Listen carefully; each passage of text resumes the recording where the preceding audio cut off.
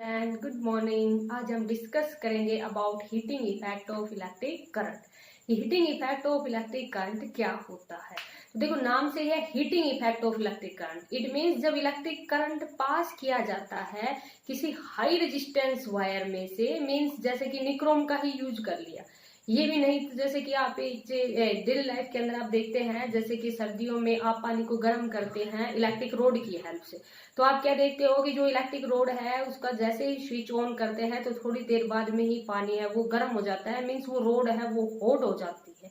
या आपने देखा होगा जैसे इलेक्ट्रिक प्रेस है, जो हम प्रेस करते हैं, आयरन, इलेक्ट्रिक आयरन जो प्रेस बोलते हैं, तो जो प्रेस करते हैं उसके अंदर तो हम देखते हैं कि वो उसकी जो मेटल प्लेट है जैसे ही स्विच ऑन किया जाता है वैसे ही वो गर्म हो जाती है, मीन्स हॉट हो जाती है। तो इट मीन्स इनके अंदर इस तरह का मटेरियल यूज कर रखा है कि जिसका रेजिस्टेंस हाई है, क्योंकि रेजिस्टेंस ही क्या करता है, अपोज करता है फ्लो ऑफ करंट को, मीन्स रोकता है और उसको फ्लो नहीं होने देगा, वो वहीं पर उसको रोक लेगा तो वो सब्सटेंस हॉट हो जाएगा।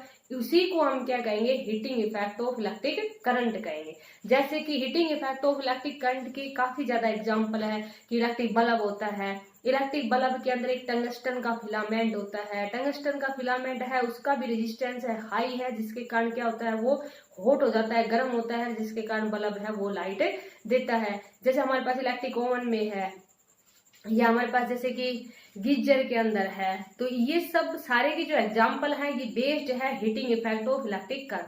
तो इनमें एक हाई रेजिस्टेंस वायर का यूज करते हैं, मींस अलॉय का यूज किया जाता है, क्योंकि अलॉय का जो रेजिस्टेंस है वो हमारे पास ज्यादा है किसके बजाय, मेटल के बजाय। जैसे हमने डिस्कस किया था रेजिस्टिविटी के केस में, तो रेजिस्टिविटी और रेजिस्टेंस तो डायरेक्टली प्रोपोर्शनल है, तो अलॉय है उनकी रेजिस्टिविटी हाई होती है एज कंपेयर टू मेटल। और ये जो heating effect of electric current है इसको joules law of heating effect of electric current भी कहते हैं, क्योंकि इन 1941 के अंदर जूल्स एक साइंटिस्ट था, उसने एक्सपेरिमेंटली इसके बारे में स्टडी किया, मीन्स उसने ही इसके बारे में एक्सपेरिमेंटली बताया था। इसलिए इस heating effect of electric current इस नेम से ना आके कई बार ये क्वेश्चन इस नेम से भी आ जाता है, Joule's law of heating effect. तो देखो हमारे पास heating effect of electric current क्या होता है कि वहन एवर या when electric current is pass through a high resistance wire, जैसे कि निक्रोम वायर का यूज कर लिया, अलॉय होता है निक्रोम, तो resistance wire becomes very hot, तो वो रेजिस्टेंस वायर है वो हॉट हो जाती है और प्रोड्यूस हीट, और हीट प्रोड्यूस करती है, और इसी को हम क्या कहते हैं, heating effect of electric current कहते हैं। और जूल से 1941 के अंदर एक्सपेरिमेंटली स्टडी किया था इस heating effect of electric current को, इसलिए इसको हम क्या कहते हैं, so it is called the joules law of heating, इसलिए इसको क्या कहते हैं, जूल्स लॉ ऑफ हीटिंग भी कहते हैं। अब ये जो एनर्जी है, मींस जो हीटिंग एनर्जी है हमारे पास, जैसे कि प्रोड्यूस हीट है, और heat is a form of energy, तो कितनी एनर्जी इसके अंदर प्रोड्यूस होती है और वो किसके ऊपर डिपेंड करती है। अब जैसे ये तो आपने देखा होगा कि जैसे इलेक्ट्रिक आयरन ही है, इलेक्ट्रिक आयरन को एक तो आप थोड़े टाइम के लिए लगाओ, एक आप ज्यादा टाइम के लिए लगाओगे, जितनी ज्यादा देर लगाओगे वो उतनी ही ज्यादा गर्म हो जाती है। या इलेक्ट्रिक रोड की हेल्प से आप पानी गर्म कर रहे हैं, एक तो 1 घंटे के लिए, या मान लीजिए सपोज करो 15 मिनट के लिए, एक आप उसको 1 घंटे के लिए छोड़ दो, देखोगे पानी काफी ज्यादा गर्म हो जाता है। इट मीन्स टाइम के ऊपर डिपेंड कर रही है। दूसरा हमारे पास क्या है कि अगर मान लीजिए तो डिम लाइट के अंदर आप प्रेस कर रहे हो, एक आपके पास लाइट है वो काफी ज्यादा है, मीन्स फुल लाइट है तब आप कर रहे हो, तो आप देखते हो कि डिम लाइट के अंदर वो वर्क इतना अच्छा नहीं करती, मीन्स करंट के ऊपर डिपेंड कर रही है, और फुल लाइट के अंदर वो अच्छे से वर्क कर रही है। तो अब यहाँ ये स्टडी करेंगे कि heating effect of electric current के कारण जो एनर्जी होती है, मीन्स हीट एनर्जी है, वो कौन से फैक्टर के ऊपर डिपेंड करती है और उसकी वैल्यू क्या होती है, ये सब आप नोट कर लेना। नेक्स्ट हमारे पास क्या है अभी कि हम एनर्जी की बात कर रहे हैं, मींस हीट एनर्जी है वो हमारे पास क्या है। तो इसके लिए हम मान लेंगे, let us consider I be the current pass through it. अब यहाँ पर एक चीज आप ये देखना, देखो थोड़ा सा समझना पहले, किसी भी टाइप की एनर्जी के लिए हमने 9th क्लास में भी स्टडी किया था कि जब भी किसी भी टाइप की एनर्जी निकालनी होती है तो उसके लिए हम क्या निकालते हैं, वर्क डन, और work done is store in the form of energy. तो यहाँ पर वी नो जो यहाँ पर एनर्जी वाला वर्क करते हैं वो फोर्स मल्टीप्लाई डिस्प्लेसमेंट भी होता है, लेकिन यहाँ फोर्स और डिस्प्लेसमेंट का नहीं है, यहाँ इलेक्ट्रिसिटी से रिलेटेड है, और इलेक्ट्रिसिटी से रिलेटेड हमारे पास क्या होता है, V is equal to W by Q. तो यहाँ से वर्क डन है वो किसके इक्वल हो जाएगा, V इंटू क्यू के इक्वल हो जाएगा। Let us consider I be current flowing through the wire, I be current flow through a wire having resistance, wire का जो रेजिस्टेंस है, हैविंग रेजिस्टेंस आर, रेजिस्टेंस है वो हमारे पास कितना है, आर। तो देखो, और फॉर टाइम टी, जो करंट फ्लो कर रहा है through a wire having resistance R for time T, कितने टाइम के लिए कर रहा है, टाइम टी के लिए कर रहा है। तो यहां से देखो W इज इक्वल टू कितना हो गया, V into Q. According to Ohm's law, ये आप नोट करते जाना बेटा साथ साथ, अकॉर्डिंग टू होम्स लॉ, जब करंट फ्लो कर रहा हो तो अकॉर्डिंग टू होम्स लॉ क्या पढ़ा था हमने, V is equal to I R. ये V हमारे पास किसके इक्वल होता है, आई आर के इक्वल है, और करंट फ्लो कर रहा है फॉर टाइम टी के इक्वल। तो यहां से हमारे पास ऑल्सो या हम I इज इक्वल टू कितना लिख देंगे, Q बाई टी। तो यहां से Q इज इक्वल टू हमारे पास कितना आ जाएगा, आई टी। इसको हम क्या मान लेंगे, इक्वेशन फर्स्ट। तो अब ये रफ कर देते हैं, समझ में आ गया होगा। From equation first, from equation first, अभी हमारे पास इक्वेशन हमने लिखी थी, अभी इक्वेशन हमने क्या लिखी थी कि W इज इक्वल टू कितना था, V इंटू क्यू। आपको दोबारा नहीं लिखनी है, ये समझा रहे हैं अभी कि इक्वेशन ये थी हमारे पास। तो यहां से W is equal to V की जगह कितना पुट कर देंगे, आई आर, और Q की जगह कितना पुट कर देंगे, I इंटू टी। तो W इज इक्वल टू कितना आ गया, I square R T. And this work done is store, this work done is store in form of electrical, sorry, in form of heat energy, heat energy। सो यहाँ पर W की जगह हम क्या put कर देंगे, H। तो H इज इक्वल टू कितना आ गया, I स्क्वायर आर टी।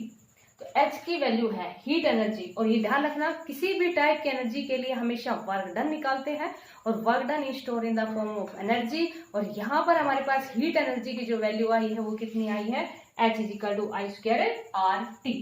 अब यहाँ से ये जो एनर्जी की यूनिट है, एनर्जी है, तो इन एसआई सिस्टम में यहाँ पर लिख देंगे, इन एसआई सिस्टम में जो यूनिट है एनर्जी की, in SI system unit of heat energy, unit लिख देंगे नहीं तो सीधा, in SI system unit of heat energy लिख दो, हीट एनर्जी वो हमारे पास क्या हो जाएगी, जूल। तो यहां से हम ये लिख देंगे कि H इज इक्वल टू कितना आ गया, आई स्क्वायर आर टी जूल। और वैसे भी जो साइंटिस्ट के नेम के ऊपर ही है ये जूल्स, जैसे अभी बताया आपको कि एक्सपेरिमेंटली जूल ने इसके बारे में बताया था। तो ये वैल्यू आ गई हमारे पास, कितनी वैल्यू आई, H is equal to I square R T.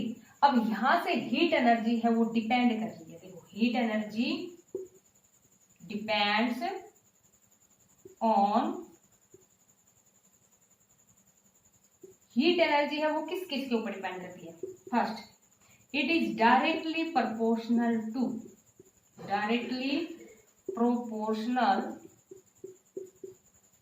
To square of current. किसके डायरेक्टली प्रोपोर्शनल है, स्क्वायर ऑफ ए करंट के। अगर करंट को बढ़ाएंगे तो हीट एनर्जी है वो इंक्रीज होगी, जैसे अभी आपको बताया एक डिम लाइट के अंदर यूज करें, एक फुल लाइट के अंदर यूज करें, तो फुल लाइट के अंदर अच्छा वर्क करती है क्योंकि करंट है वो ज्यादा होगा। तो डायरेक्टली प्रोपोर्शनल है स्क्वायर ऑफ करंट के।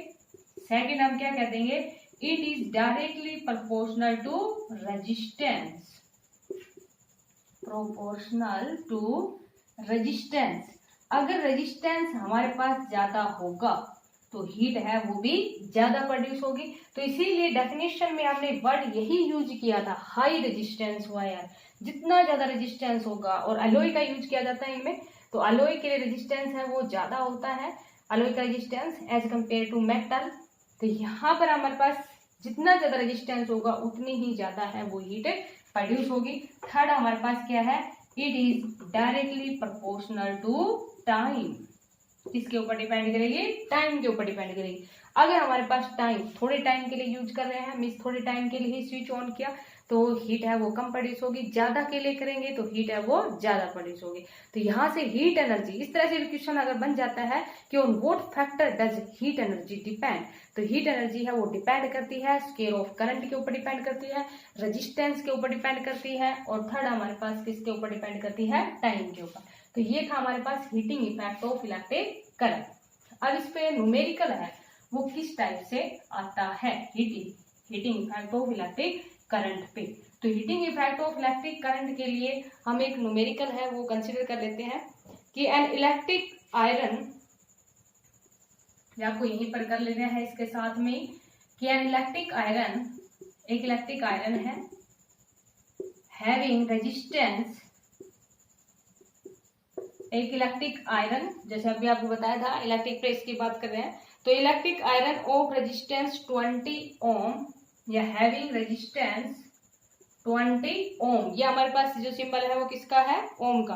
Take a current of, takes a current of 5 ampere, एक इलेक्ट्रिक आयरन है उसका रेजिस्टेंस हमारे पास कितना दिया हुआ है 20 ohm, take a current of 5 ampere, calculate the heat, calculate the heat developed in, heat developed in, यहाँ पर आपके पास कोई भी टाइम दे सकता है, जैसे हीट डेवलप्ड इन 20 सेकेंड की बात कर ले, या हमारे पास 30 सेकेंड की बात कर ले, या 10 सेकेंड की बात कर ले, कोई भी वैल्यू आपके पास यहाँ पर दे सकते हैं।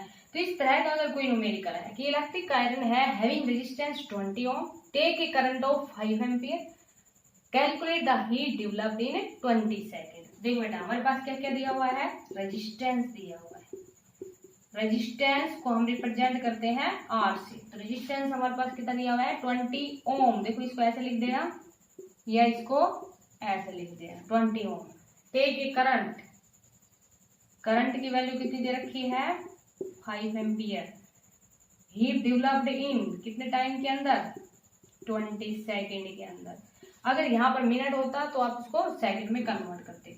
हीट डेवलप्ड पूछ रहा है तो हीट डेवलप्ड, हीट डेवलप्ड कितनी हीट डेवलप्ड होगी, आई स्क्वायर आर टी, आई का स्क्वायर 5 मल्टीप्लाई 5, आर हमारे पास कितना है 20, और टाइम भी हमारे पास कितना है 20 सेकेंड, मल्टीप्लाई कर लेंगे कितना आ जाएगा 100, और 2 जीरो और आ गई। देखो 2 2 जा 4, 4 5 जा 20, 25 जा 100, और 1 जीरो इसकी 1 जीरो इसकी, तो ये हमारे पास कितना आ गया, इतना जूल आ गया। इसको हम ऐसे भी लिख देंगे ना 10 इंटू या 1 इंटू लिख देना सीधा, 1 इंटू 10 की पावर 4 जूल। तो ये हमारे पास जो एनर्जी आई है यहाँ से हीट डेवलप्ड हुई है वो वैल्यू कितनी आ गई 1 इंटू 10 की पावर 4 जूल। तो इस तरह का अगर आपके पास कोई न्यूमेरिकल है कि इलेक्ट्रिक आयरन है या आपके पास कोई भी सब्सटेंस दे रखा है जिसका रेजिस्टेंस दे रखा हो, करंट दे रखा हो, टाइम दे रखा हो, तो डायरेक्ट फॉर्मूला यूज कर लेंगे। अगर मान लीजिए आपके पास कोई और प्रॉब्लम है जिसमें टाइम ही पूछ रखा है, हीट दे रखी हो, आपके पास टाइम पूछ रखा हो, तो जो हीट दे रखी है उसकी जगह हीट की वैल्यू लगा देंगे, उधर से हम टाइम निकाल लेंगे। तो इस तरह से आप न्यूमेरिकल्स हैं उनकी प्रैक्टिस कर लेना। तो आज का टॉपिक था हमारे पास heating effect of electric current, आपको समझ में आ गया होगा। Thank you, have a nice day.